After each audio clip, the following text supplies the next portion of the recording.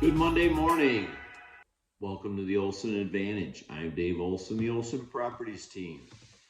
Last week we left off with a slide that a lot of you commented on. So we thought we'd start off with that one again this week. So if we take a look, the slide shows going back to 2001, a 5% appreciation annualized out through current 2023. Now the blue line represents what was actual, the volatility that we saw in the climb from 2003 to 2006, and then the decline of the housing market between 6, 7, 8, 9, 10. We bottomed at 11, and then we've steadily climbed up from that point forward. But the orange line represents what would have happened if you would have bought a home in 2001 and saw 5% appreciation over time. Now, some of the news and the volatility would have maybe been bothersome to you, but if you just held on to that property, you would be right where you are currently today. The moral of the story is this is a market that has a lot of things going for it, and it will buck the volatility. Now, the charts look like this in Detroit and in Pittsburgh and in Cleveland and in other parts of the country. I don't know that, but I don't think any of them are quite this healthy despite the volatility that occurred. Now, a lot of you are wondering, well, gosh, what about interest rates? And what are we going to do about interest rates? Well, let's take a look. When we look at the experts, they're not sure. They don't know, are interest rates going to go up? Are they going to be flat? Are they going to pull back? They don't even know, and this is as of September 11th, so it's very fresh news. And then the other question that keeps popping up on the news is, well, are we in a recession? What about a recession? Well, let's take a look at some of the news. Again, same story. Some feel like we're not in one. Some feel like we never were in one. Some feel like we're going to leave one. Someone, they don't know. At the end of the day, nobody knows. But what we know is the empirical data is, are there jobs coming here? Is there enough water for them? Do we have a good infrastructure in place? Those are the things that make sense, and those are the things that matter. We can't be too distracted by the news. Now let's look at a historical perspective and see what some of our generations went through in their 20s to put today into perspective. So if we jump all the way out to our baby boomers, those people that are currently 69 to 77 years old, when they were in their 20s, they would have saw 4 recessions, unemployment somewhere between 3.5% with a high of 10%. And then fast forward to what did mortgage rates look like? In their 20s, they would have saw everything from 7.3 to 18.4% interest rates. Makes you feel pretty good about those high 6s, low 7s. Let's fast forward to another generation, baby boomer 2s now they're calling them, 59 to 68 years old. What did they see? They saw 1, 2, 3, 4 recessions officially. They saw unemployment between 4.6% with a high of 10.8%. How about interest rates? 30-year mortgages were between 10%, 18.4% at the absolute high, and then at the end of their 20s, they were right around 7, probably low 7s. Again, makes you feel pretty good about where we are right now. So the next generation, Gen Xers. So 30-year mortgages for them with 3 periods of recession. One was actually pretty long when we look at up to 2010, 2008 through 2010, we were in a recession. Mortgage rates between 14%, never any lower than 5.2%. During their 20s. That's those of you that are between 43 and 58.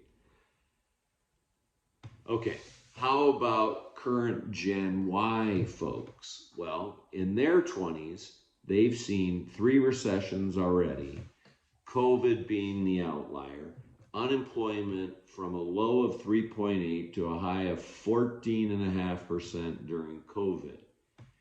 Mortgage interest rates, when they were early in their 20s, were almost as high as 8%.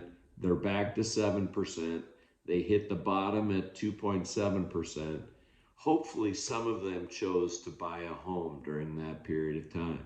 But if they didn't, they know that historically, 7% is not necessarily terrible in the grand scheme of things. If we look out over time and we look at the Cromford Index, what's going to determine whether home prices rise is demand and supply. It's the old adage, right? Supply and demand. The only periods we've ever had significant declines in our housing market, and we look at that bubble that was in 2005 to 2011, we had a significant oversupply of inventory relative to demand. That's that big pink bubble. The pink line that's running through is pricing, okay? Well, we bottomed shortly after all of that supply got gobbled up, and then we've climbed ever since. Here we are over where the little red circle is. Remember December, okay? We can see December close there. We saw supply and demand come together for a brief moment, and now they've continued to separate. We can see it up above. December, we bottomed. There we go. We're climbing again and going forward. Now, is anything going to change that supply?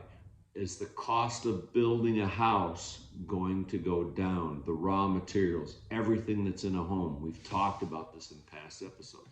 Is the cost of assembling and putting all of that stuff together going to get any less expensive going forward? We need more houses in Arizona. We're not going to simply solve the problem moving people in and out of the current inventory that we have. It's going to have to be additional housing, and those homes are going to continue to be more expensive. If you know anybody that's interested in buying a new house, please make sure they have representation, because we need to keep an eye on the laborer that is taking care of it, the people that are managing that entire process. They are not as capable as they once were, and we personally are seeing that with our clients. Make sure if you have a friend or family member anywhere in the country that's considering buying new construction, please make sure that they have representation. All right, moving forward, more great news. We told you we were going to share this. Great Economic Council, Google spending $600 million in Mesa. Fortuitous is bringing industry to the valley as well. Mayo Clinic putting in a new innovation hub. Republic Services, 240,000 square foot City North assembly plant. Phoenix, in the Axio article, Phoenix is emerging as a city of the future.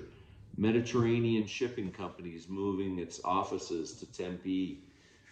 Evolution bringing $200 million cobalt producing factory here.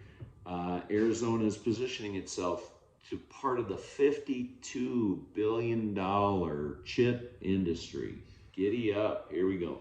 Growing business in the pipeline. Can Phoenix create a thriving technology corridor in Levine? And again, the last article down there at the bottom, Arizona Economic Development breaks record. Here's a look. A lot of very good things. Again, jobs drive appreciation, jobs drive growth. These are very good income jobs. These are not entry-level positions.